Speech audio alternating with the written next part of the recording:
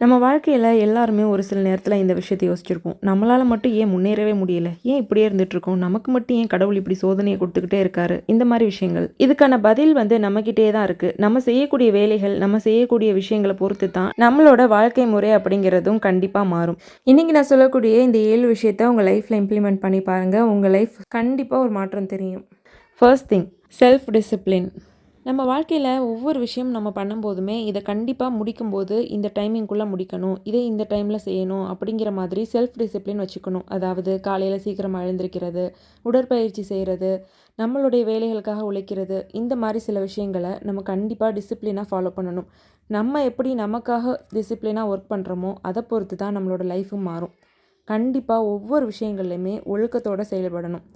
இது மற்றவங்க முன்னாடி தான் அப்படிங்கிறது இல்லாமல் நமக்கு நாமே செய்யும்போது நம்ம மேலே நமக்கே ஒரு மரியாதையும் வரும். அதனால் தூங்குறதுக்கு முன்னாடி நீங்கள் அலாரம் வச்சுட்டு தூங்குவீங்க. காலையில் இத்தனை மணிக்கு எந்திரிக்கணும்னு நினச்சிட்டு தூங்குவீங்க. ஆனால் காலையில் அலாரம் அடிக்கும்போது அதை கொஞ்சம் நேரம் ஸ்னூஸ் பண்ணி வச்சுட்டு தூங்கிடுவீங்க. இந்த மாதிரி விஷயங்கள் பண்ணுறதுலேருந்து ஃபஸ்ட்டு ஸ்டாப் பண்ணுங்கள். 7 விஷயங்களை கற்றுக்கிறதுக்கு முன்னாடி ஒழுக்கம் அப்படிங்கிற இந்த முதலாவது விஷயத்த ரொம்ப ரொம்ப ஸ்ட்ரிக்டாக ஃபாலோ பண்ணுங்கள். Second thing, don't waste your time.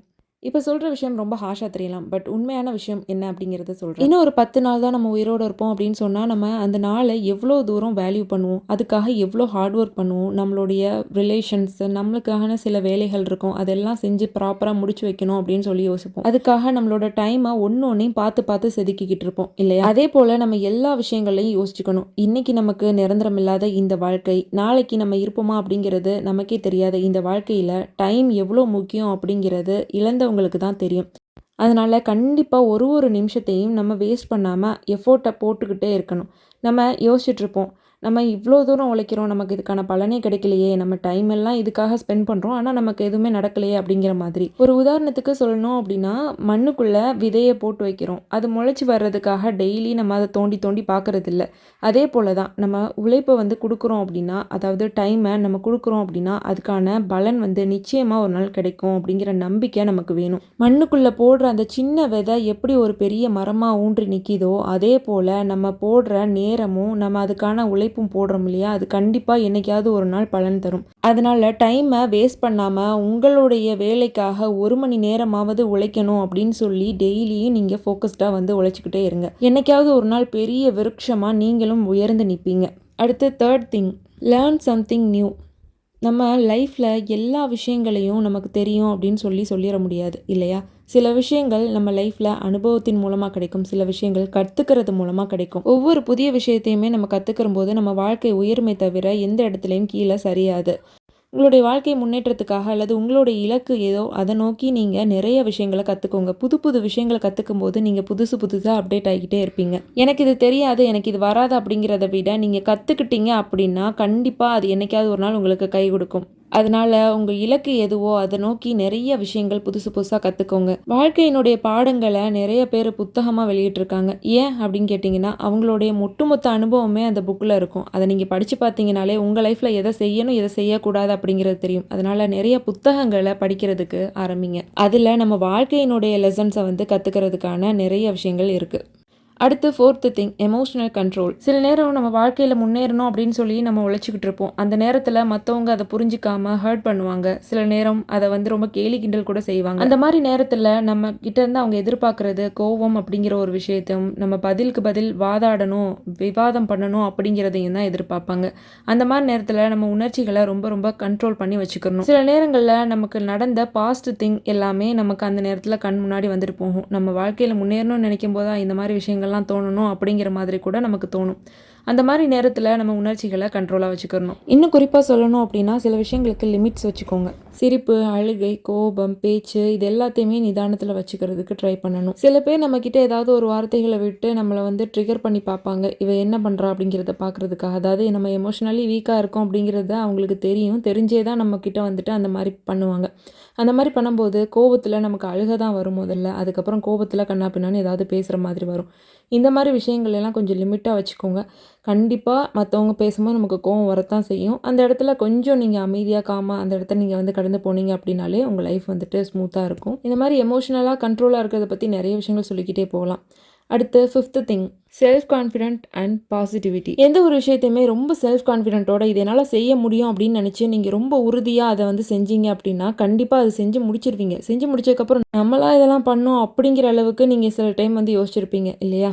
சில நேரம் நம்ம பயத்தாலையும் தாழ்வு மனப்பான்மையாலையும் மற்றவங்க நம்மளை எதுவும் பேசிடுவாங்களோ மற்றவங்க நம்மளை எதுவும் சொல்லிடுவாங்களோ நம்மளை ரொம்ப டம்ப் பண்ணிடுவாங்களோ அப்படிங்கிற மாதிரி மற்றவங்களுக்காக பயந்தே சில நேரங்களில் நம்ம எதையுமே செய்கிறதில்ல. ஒரு விஷயத்தை நீங்கள் டிக்ளேர் பண்ணுறீங்க, இந்த விஷயம் தப்பு இல்லை, இந்த விஷயம் பண்ணால் நம்ம நல்லா இருக்கலாம் அப்படின்னு நினைக்கிறீங்க அப்படின்னா மற்றவங்க என்ன சொல்லுவாங்க அப்படிங்கிறத விட நீங்கள் செல்ஃபாக எவ்வளோ கான்ஃபிடென்ட்டாக அதை செய்ய போகிறீங்க அப்படிங்கிறதுல தான் இருக்குது. மற்றவங்க யார் என்ன பேசினாலும் என்னால் இது முடியும், எனக்கு இது பிடிச்சிருக்கு, நான் செய்கிறேன் அப்படிங்கிறத நீங்கள் உறுதியாக சொல்லும்போது தான் மற்றவங்க அந்த இடத்துல வாய மூடிட்டு இருப்பாங்க. செல்ஃப் கான்ஃபிடென்ட் வர்றதுக்கு நம்ம என்னங்க பண்ணுறது அப்படின்னு கேட்டிங்கன்னா ஒன்றுமே இல்லை, ஜஸ்ட் சிம்பிள் திங். நீங்கள் பாசிட்டிவாக நிறைய விஷயங்கள் திங்க் பண்ணுங்கள், பாசிட்டிவான நிறைய விஷயங்கள் பாருங்கள், கேளுங்க. ஒரு விஷயம் நீங்கள் மற்றவங்க உங்களை வந்து கோவமாகவே ஹர்ட் பண்ணுறாங்க அப்படின்னா கூட அந்த இடத்துல நீங்கள் பாசிட்டிவாக இருக்கும்போது அந்த வைப்ரேஷன் வந்து ரொம்ப கம்மியாக தான் இருக்கும். அதனால் மற்றவங்க பேசினா கூட நீங்கள் அதை பெருசாக எடுத்துக்க மாட்டீங்க. ஏன்னா நீங்கள் ஃபுல் அண்ட் ஃபுல் ஒரு பாசிட்டிவ் வைப்போடு இருக்கும்போது அவங்க நெகட்டிவ் வைப் வந்து உங்களை அட்ராக்ட் பண்ணாது. அதனால் முடிஞ்ச அளவுக்கு பாசிட்டிவான விஷயங்கள் என்னென்னவோ அதை தேடி ஓடிக்கிட்டே இருந்தீங்க அப்படின்னா லைஃப் ரொம்ப ரொம்ப ஸ்மூத்தாக இருக்கும். நீங்கள் நினைக்கிற நிம்மதி வெளியே தேடாமல் உள்ளுக்குள்ளே நீங்கள் தேடுற மாதிரி ஒரு லைஃப் வந்துட்டு ஒரு ட்ராஜிக் சேஞ்ச் வந்து கிடைக்கும். ஸோ கண்டிப்பாக பாசிட்டிவாக நிறைய விஷயங்கள் பாருங்கள், இதெல்லாம் நமக்கு நல்லதாக நடந்திருக்கு அப்படின்னு சொல்லிட்டு நமக்கு நடந்த நல்ல விஷயங்களை யோசிச்சு பார்த்துட்டு நிறைய கெட்ட விஷயத்தில் எல்லாருமே கொஞ்சம் வீக்காக தான் இருப்போம். பட் நம்மளால் கண்டிப்பாக வந்து அதுலேருந்து வெளியே வர முடியும். ஸோ நிறைய பாசிட்டிவ் திங்கிங்கை வந்து பில்ட் பண்ணிங்க அப்படின்னாலே செல்ஃப் கான்ஃபிடென்ட் ஆட்டோமேட்டிக்காக உங்களுக்குள்ளே வந்துடும். அடுத்து 6th thing decision making ability. எந்த ஒரு விஷயமா இருக்கட்டுமே நீங்கள் வந்து மற்றவங்களோட முடிவை எதிர்பார்த்துக்கிட்டே இருக்கீங்க அப்படின்னா அந்த இடத்துல நீங்கள் ஒரு வீக்கர் பர்சனாலிட்டியாக தான் இருப்பீங்க. மற்றவங்க கிட்ட உங்கள் முடிவை பற்றி ஆலோசனை பண்ணலாமே தவிர உங்கள் முடிவை மற்றவங்க கிட்ட ஒப்படைச்சிட்டு எப்போவுமே நிற்காதீங்க. உங்களுக்கு மற்றவங்க முடிவெடுக்கக்கூடிய திறன் கொண்டு வந்துட்டாங்க அப்படின்னா அவங்கள எல்லா விஷயத்துலையுமே அவங்க ஆட்டி வச்சுட்டு அவங்க தான் பெரிய ஆள் அப்படிங்கிற மாதிரி இருப்பாங்க. சப்போஸ் நீங்கள் ஒரு சின்ன ஒரு பிஸ்னஸ் ஆரம்பிக்க போகிறேன் அப்படின்னு சொன்னால் கூட இது வேணாம் அப்படின்னு சொன்னாங்கன்னா நீங்களே ஓகே அவங்க வேணான்னு சொல்லிட்டாங்க நமக்கு வேணான்னு நீங்களே முடிவு பண்ணிடுவீங்க. பட் உங்களுக்கு ஆசை இருந்தால் கூட அவங்க சொல்கிறாங்களே அப்படிங்கிறதுக்காக விட்டு கொடுக்கக்கூடாது. அதனால் அவங்கக்கிட்டலாம் ஆலோசனை கேட்கலாம், இது நான் பண்ண போகிறேன், இது சரியாக இருக்குமா தப்பாக இருக்குமா அப்படிங்கிறத பற்றி. இந்த இடத்துல நான் செய்யவா செய்ய வேணாமா அப்படிங்கிறதுக்கும் நான் இதை செய்ய போகிறேன் இதில் உங்களுடைய கருத்து என்ன அப்படின்னு கேட்குறதுக்கும் நிறைய வித்தியாசம் இருக்குது. ஸோ அதனால் யார்கிட்டையுமே உங்களோட முடிவுகளை ஒப்படைக்காதீங்க. உங்களுக்கான டெசிஷன் என்னவோ அதை மற்றவங்க 1000 பேர்கிட்ட நீங்கள் கலந்து பேசினா கூட ஃபைனல் டெசிஷன் அது உங்களுடையதாக மட்டும்தான் இருக்கணும்.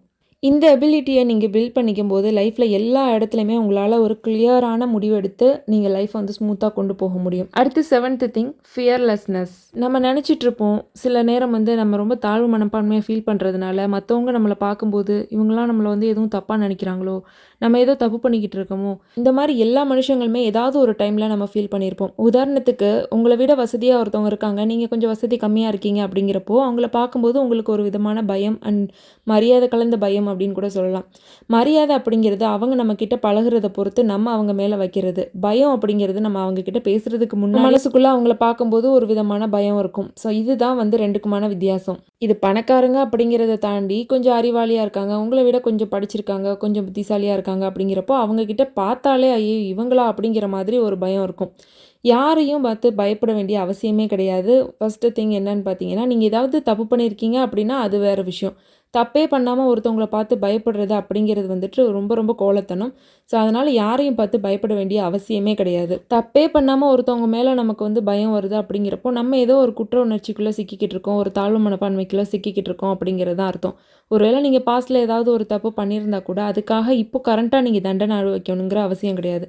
மற்றவங்க மேலே நம்ம மரியாதை வைக்கலாமே தவிர பயம் வைக்கணுங்கிற அவசியம் கிடையாது. திருப்பியும் சொல்லணும் அப்படின்னா தப்பு பண்ணாத வரைக்கும் நம்ம யாரை பார்த்தும் பயப்பட வேண்டிய அவசியமே இல்லை. ரொம்ப ஸ்ட்ரெயிட் ஃபார்வர்டாக எனக்கு இது பிடிக்கும் இது பிடிக்காது அப்படிங்கிற மாதிரி நீங்கள் சொல்லிட்டு போயிட்டே இருக்கலாம். முன்னாடி அப்படி இருந்தீங்க அப்படின்னா இந்த எல்லா விஷயங்களையும் ஃபாலோ பண்ணிவிட்டு நீங்கள் ரொம்ப தைரியமான ஒரு ஆளாக மற்றவங்க முன்னாடி நீங்கள் பேசும்போது ரொம்ப கேஷுவலாக அவங்க எப்படி உங்ககிட்ட பேச வராங்களோ அதே மாதிரி நீங்கள் பேசலாம்.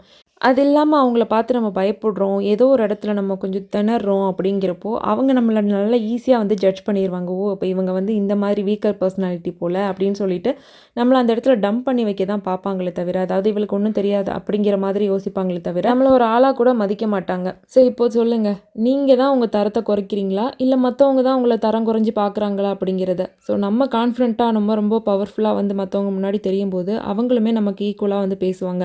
நம்ம கொஞ்சம் லோவராக நம்ம கொஞ்சம் வீக்னஸாக இருக்கோம் அப்படின்னாலே மற்றவங்க ஈஸியாக வந்து நம்மளை ஜட்ஜ் பண்ணிடுவாங்க. Okay fine. இப்போ இந்த 7 விஷயத்தையும் ஒரு ஷார்ட்டர் ஃபார்மில் நான் சொல்கிறேன் கேட்டுக்கோங்க. Discipline, time management, learn something new, emotional control, self confidence, decision making ability, fearlessness. இந்த 7 விஷயம் ரொம்ப சின்ன விஷயமா தெரியலாம். பட் லைஃப்பில் ஒவ்வொரு இடத்துலையுமே நம்ம எப்படி நடந்துக்கிறது அப்படிங்கிறதுக்கு ஒரு ஷார்ட்டர் ஃபார்மாக தான் இந்த 7 விஷயத்தையும் நான் சொல்லியிருக்கேன். அண்ட் கண்டிப்பாக இந்த விஷயங்கள் எல்லாம் உங்களுக்கு யூஸ்ஃபுல்லாக இருந்திருக்கும் அப்படின்னு சொல்லிட்டு நான் நம்புகிறேன். நெக்ஸ்ட் ஒரு இன்ட்ரெஸ்டிங்கான வீடியோவில் பார்க்கலாம். தேங்க்யூ ஸோ மச் ஃபார் வாட்சிங்.